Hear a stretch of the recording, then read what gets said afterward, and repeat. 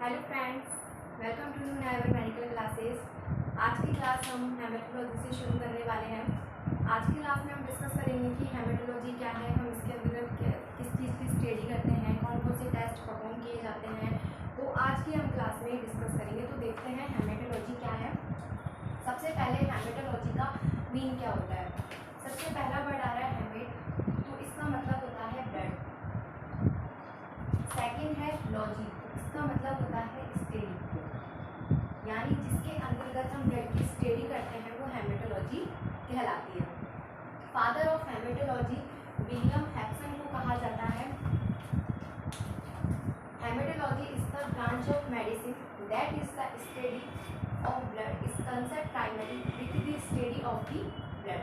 यानी हेमेटोलॉजी क्या है, मेडिकल साइंस की वह ब्रांच जिसके अंतर्गत हम blood cells, blood disorder, blood components इनकी स्टडी करते हैं, वो हेमेटोलॉजी कहलाती है। सेकंड पॉइंट आता है हमारा कि perform quantitative blood count and qualitative blood smear assessment of the cellular components of blood. यानी हम जो टेस्ट है वो दो आधार पर परफॉर्म करते हैं। पहला है क्वांटिटेटिव, दूसरा है क्वालिटेटिव। तो क्वांटिटेटिव का मतलब क्या होता है, ब्लड काउंट, जो भी हमारी ब्लड सेल्स है, आरबीसी, डब्ल्यूबीसी, प्लेटलेट, इनका जो काउंट है वो सही है या नहीं, तो इसके चेक करने के लिए हम क्वांटिटेटिव टेस्ट परफॉर्म करते हैं। जैसे कि डब्ल्यूबीसी है, डब्ल्यूबीसी की जो नॉर्मल वैल्यू होती है 4000 से लेकर 11000 पर mm³ होती है। तो ये हमारे ब्लड में नॉर्मल है या नहीं, इसको चेक करने के लिए हम क्वांटिटेटिव टेस्ट परफॉर्म करते हैं। अब आता है हमारा ब्लड क्वालिटेटिव। तो क्वालिटेटिव क्या होता है, जैसे कि ब्लड सेल्स है हमारी, तो ब्लड सेल्स जैसे आरबीसी है, तो आरबीसी की जो शेप है वो नॉर्मली बाइकॉन्केव शेप होती है। किसी कारण से अगर आरबीसी की शेप, वो कारण, वो रीज़न कोई सा भी हो सकता है, जैसे कि प्रॉपर डाइट नहीं होने के कारण, जेनेटिक, हेरिडिटी, तो उसके कारण आरबीसी का जो शेप है वो सिकल शेप हो जाता है। तो यह चीज़ चेक करने के लिए हम क्वालिटेटिव टेस्ट परफॉर्म करते हैं। अब हम इस डायग्राम को देखते हैं। ये है हमारी आरबीसी, ये न्यूट्रोफिल जो कि डब्ल्यूबीसी का टाइप होते हैं, न्यूट्रोफिल, बेसोफिल, इसोनोफिल, मोनोसाइट की डब्ल्यूबीसी के टाइप है। न्यूट्रोफिल जो कि मल्टीलॉक्ड होते हैं, बेसोफिल जो कि बाइलॉक्ड भी होते हैं और एस शेप के भी होते हैं। जो इसोनोफिल होते हैं वो एफ1 के आकार के होते हैं, और जो मोनोसाइट होते हैं वो किडनी शेप के होते हैं। तो ये चीज़ें डब्ल्यूबीसी के टाइप है, हम आगे की क्लास में डिस्कस करेंगे। हमारे ब्लड में 3 सेल्स प्रेजेंट होती है, आरबीसी, डब्ल्यूबीसी, प्लेटलेट। आगे की क्लास में हम डिटेल से डिस्कस करेंगे इनकी। और जो ये आपको छोटे छोटे फ्रेगमेंट दिखाई दे रहे हैं, इस तरीके से आपको जो फ्रेगमेंट दिखाई दे रहे हैं, ये प्लेटलेट है। इन प्लेटलेट्स हैं, इनका वर्क क्या होता है, यदि हमें कोई चोट लग जाती है तो ब्लड का फ्लो होता है, तो कुछ टाइम बाद ब्लड क्या हो जाता है, रुक जाता है। तो किसके कारण होता है, प्लेटलेट के कारण।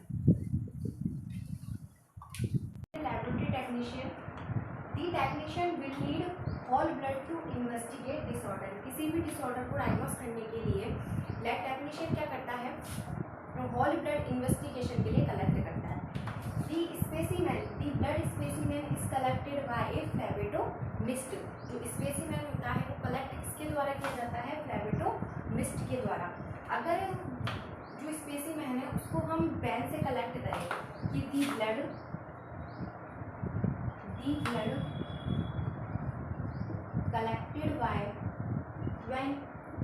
collected when तो उसे हम क्या कहेंगे, फ्लेबेटोटॉमी।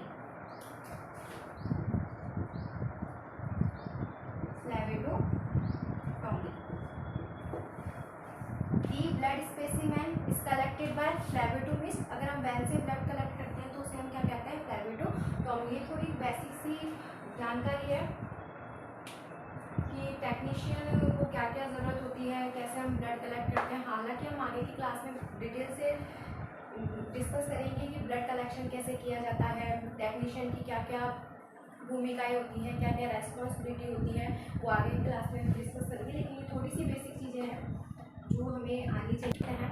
सबसे पहले पेशेंट किसके पास आता है, डॉक्टर के पास, क्लिनिशियन के पास आता है। वो जिसके भी जो साइन एंड सिम्टम्स है वो डॉक्टर को बताता है, हिस्ट्री प्रोवाइड करवाता है। देन उसके बाद डॉक्टर क्या करता है, रिक्वेस्ट टेस्ट की, मतलब उसको पेट में दर्द है या कहाँ उसको दर्द है उसके रिगार्डिंग उसको टेस्ट लिखता है।